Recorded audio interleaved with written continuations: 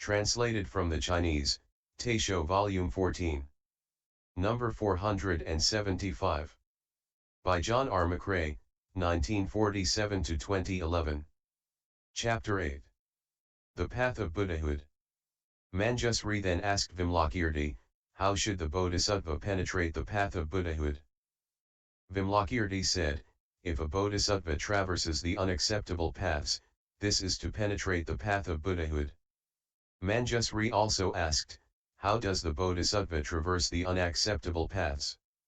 Vimalakirti answered, the bodhisattva practices the 5 deeds of interminable retribution without becoming distraught. He goes to the hells without the defilements of transgression, goes among the animals without the errors of ignorance, conceit, and so on. He goes among the hungry ghosts replete in merit, traverses the paths of the form and formless realms without considering himself superior. He manifests acting out of desire but transcends the defiled attachments, manifests acting out of anger at sentient beings but is without aversion. He manifests acting out of stupidity but uses wisdom to control his mind. He manifests acting out of lust but forsakes both internal and external and does not begrudge his own life, manifests the practicing of moral infractions but peacefully resides in the pure precepts, even unto harboring great fear about even minor transgressions, manifests acting out of anger but is always sympathetically forbearant, manifests acting out of laziness, yet vigorously cultivates merit, manifests acting out of a disturbed mind, yet is always mindfully concentrated, manifests acting out of stupidity, yet penetrates both mundane and supramundane wisdom.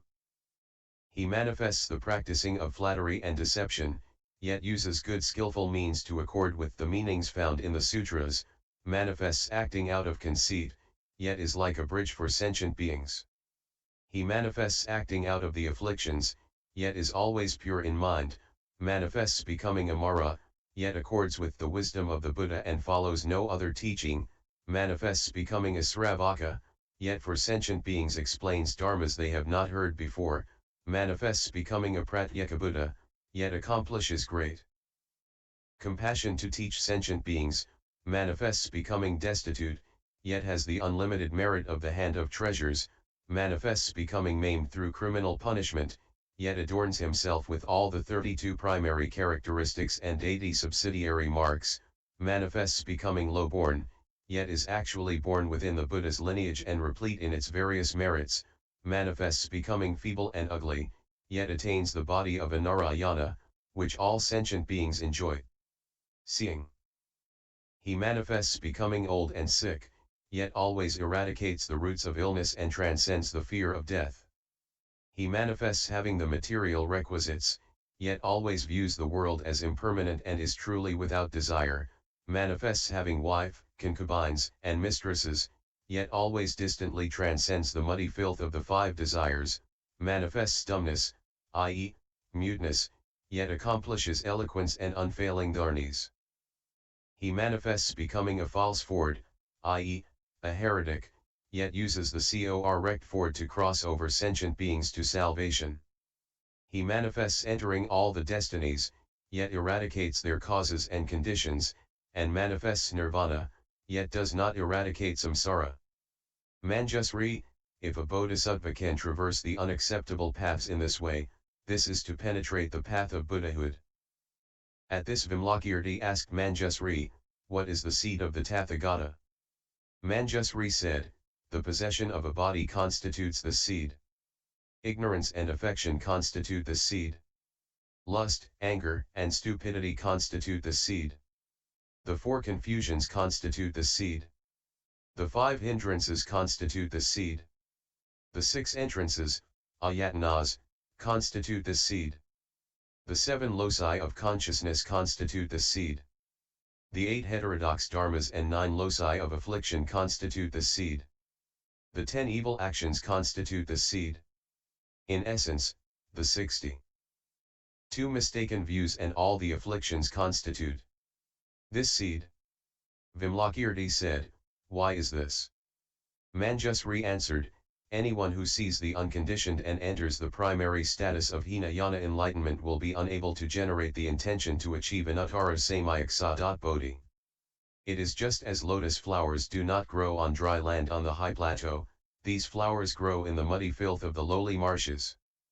Thus one who sees the unconditioned dharmas and enters the primary status will never be able to generate the dharmas of a Buddha. It is only within the mud of the afflictions that sentient beings give rise to the dharmas of a Buddha.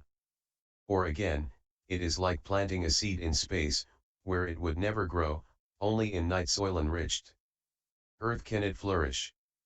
In this way, one who enters the unconditioned primary status will not be able to generate the dharmas of a Buddha. It is only when one generates a view of self as great as Mount Sumeru that one is able to generate the intention to achieve anuttara-samyaksa bodhi and generate the dharmas of a Buddha. Therefore, you should understand that all the afflictions constitute the seed of the Tathagata. It is like not being able to attain the priceless jewel pearl without entering the ocean. Therefore, if one does not enter the great sea of the afflictions, one will not be able to attain the jewel of omniscience. At this time Mahakasyapa exclaimed, "Excellent, excellent, Manjusri!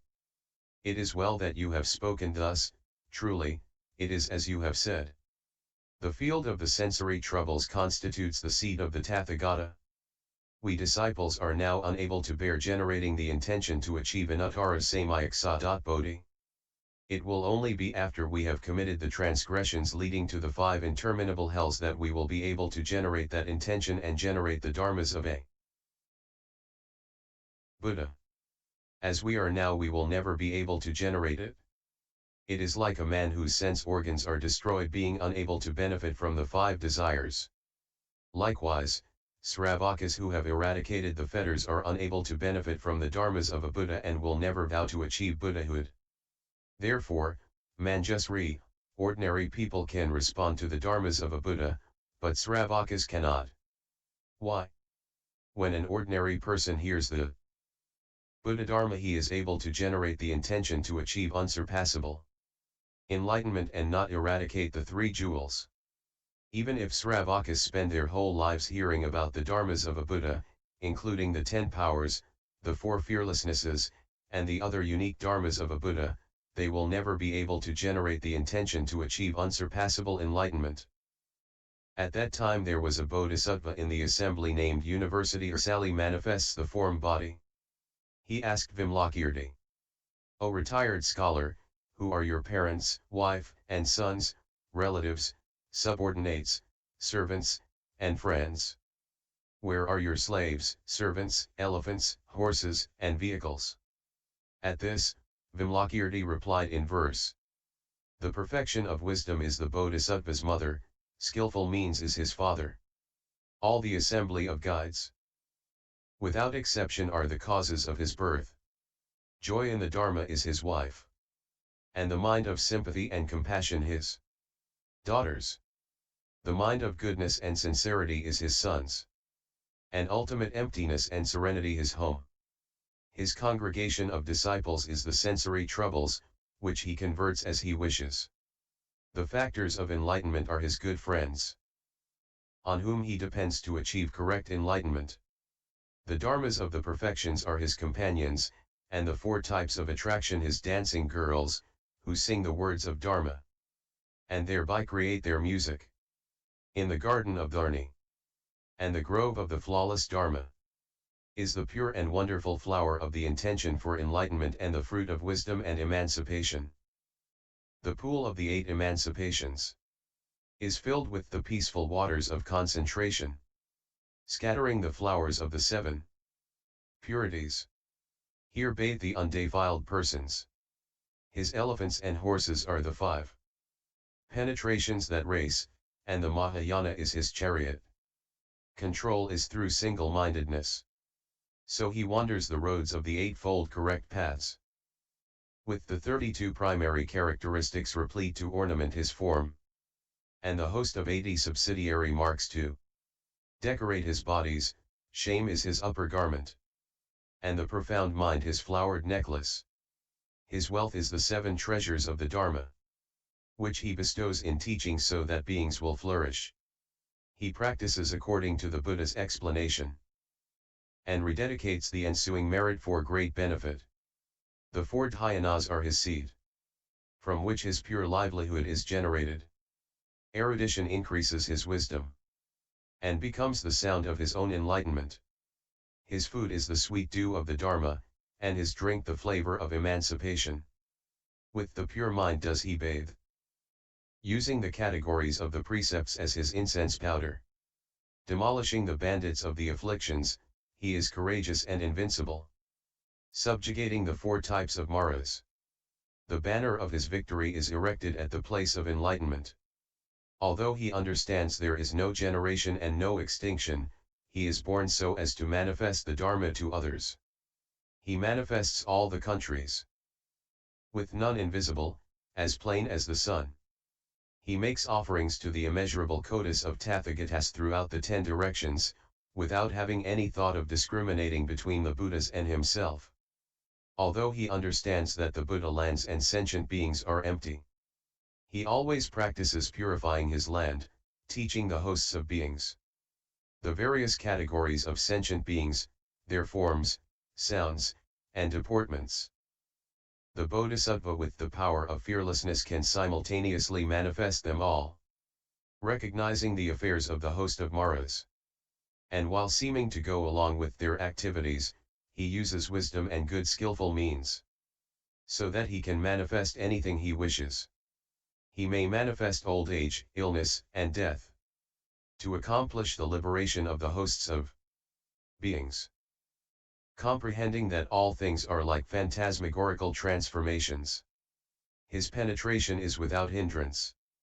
He may manifest the kalpa-ending conflagration, in which heaven and earth are entirely incinerated. To the hosts of people who have the conception of permanence, he illuminates the truth so that they understand impermanence. Innumerable kotis of sentient beings all come to request the bodhisattva's assistance. He simultaneously goes to their homes, and converts them so that they turn toward the path of Buddhahood. The magical arts prohibited in the scriptures, the various skills and arts. He manifests the performance of all these things to benefit the hosts of beings. In all the religious teachings of this world does he leave home to dedicate himself, thereby to release people from their delusions, so they will not fall into heterodox views. He may become the god of the sun or moon, a Brahma king, or a world lord. And at times he may become earth or water, or again wind or fire. When there are epidemics in the middle of a kalpa, he manifests himself as medicinal plants. If someone takes these herbs, they eradicate illness and eliminate the host of poisons. When there are famines in the middle of a kalpa, he manifests himself as food and drink, first saving the hungry and thirsty, and then speaking of the Dharma to people. When armed soldiers appear in the middle of a kalpa, he generates sympathy for them. He converts the sentient beings, causing them to abide in non-contention. If there are great armies, facing each other with equal strength, the bodhisattva manifests his awesome power, and, subjugating them, imposes peace.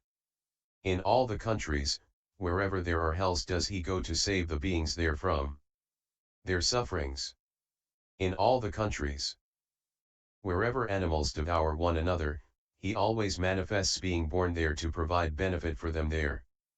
He manifests experiencing the 5 desires and also manifests the practice of dhyana, making Mara distressed at being unable to take control. For a lotus flower to be born in the midst of fire can certainly be called rare. To practice dhyana within the desires, this is just as rare. He may manifest himself as a prostitute, enticing those who enjoy sensuality. First enticing them with desire, and later causing them to enter the wisdom of the Buddha. He may become a village master, or become a merchant guide, national teacher, great minister, in order to benefit sentient beings. For the destitute, he manifests inexhaustible treasuries, thereby exhorting and guiding them, causing them to generate the intention to achieve enlightenment. For those who are selfish and conceited, he manifests himself as a great warrior, decimating the pretensions of sentient beings, and causing them to abide in the unsurpassable path. The hosts of the fear-stricken he shields and comforts, first giving them fearlessness, and then causing them to generate the intention to achieve enlightenment. He may manifest the transcendence of licentious desire and become a transcendent of the five penetrations, guiding the hosts of beings, and making them abide in morality, forbearance, and sympathy. Seeing those who should be served, he manifests himself as a servant, taking joy in the affirmation of one's intention. Those to be honored generate the intention to achieve enlightenment in accordance with the needs of others. He causes them to enter into the path of Buddhahood, using the power of good skillful means.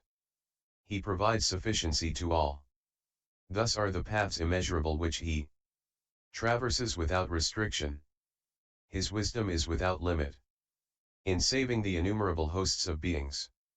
Even if we had all the Buddhas throughout immeasurable kotis of kalpas praise his merits, they would not be able to do so completely.